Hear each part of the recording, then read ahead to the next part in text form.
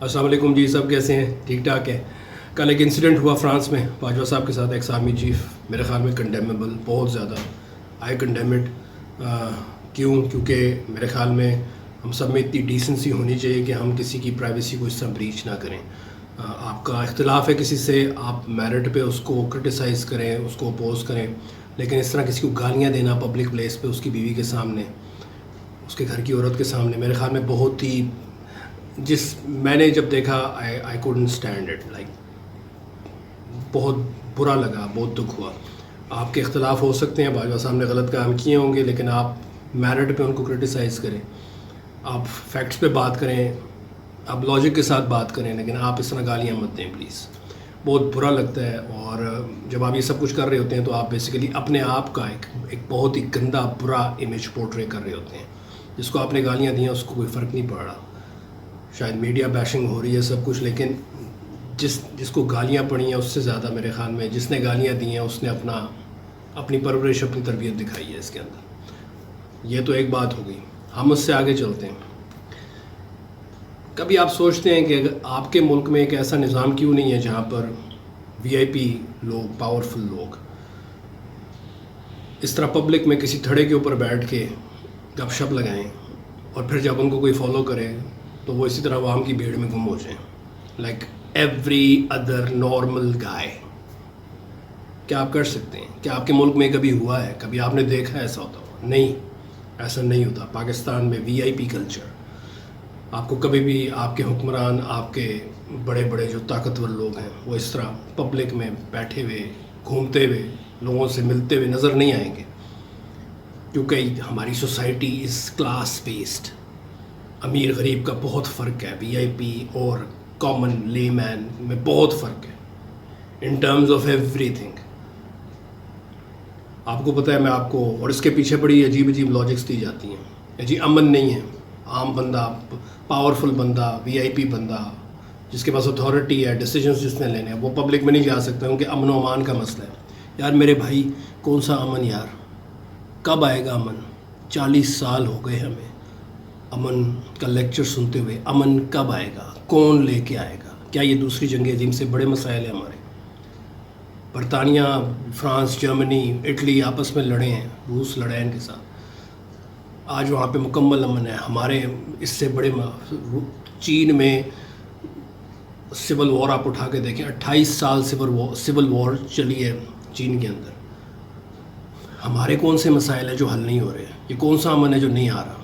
اور کس نے لے کے آنا ہے؟ اور وہ کیوں نہیں لے کے آ رہا؟ اب اس پہ میں بات کروں گا تو میرے پہ فتوے لگ جائیں گے اور میرے پہ قانون حرکت میں آ جائے گا. لیکن امن و امان کس نے لے کے آنا ہے؟ کب لے کے آنا ہے؟ اور وہ کیوں نہیں لے کے آ رہا؟ کب یہ مسئلہ حل ہوگا؟ دوسری بات یہ کہی جاتی ہے کہ جی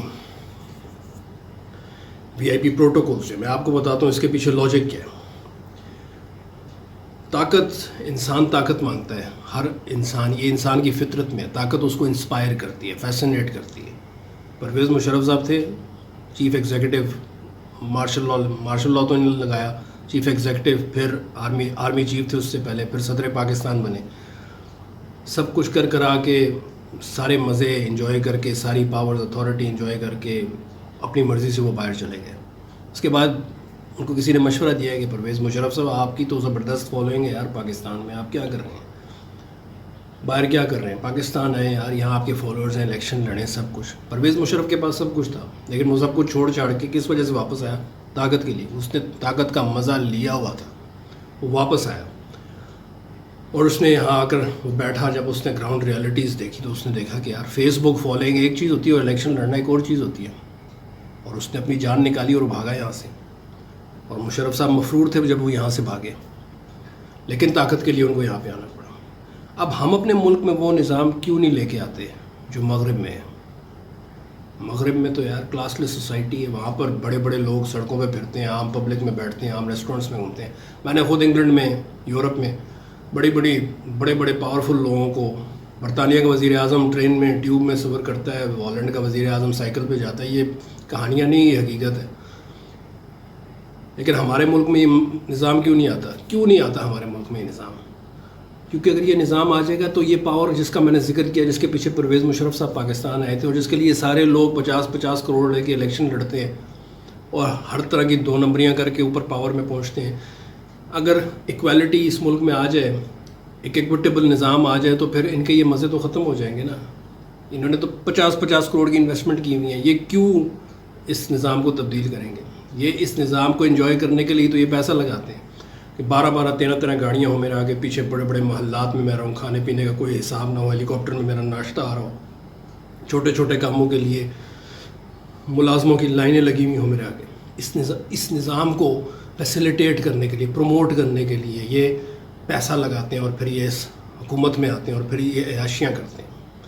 تو ایک ایکویٹیبل نظام، ایک مساوات پر مبنی نظام ان کو سوٹ نہیں کرتا، اس لیے یہ وہ نظام نہیں لے کے آتے.